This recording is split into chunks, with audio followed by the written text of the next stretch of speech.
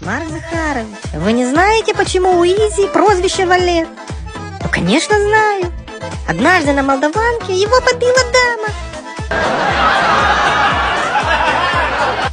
Чтобы таки не показаться легкодоступной девушкой, на первом свидании Сарочка ела банан ложкой. Цейля, скажи мне только честно, ты мне когда-нибудь лгала? Лёва, ну давай скажем так, я экономила правду.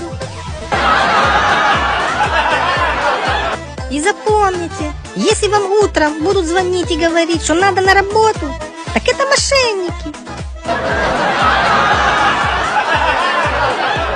И перестаньте ругать ленивых людей, они же ничего не сделали.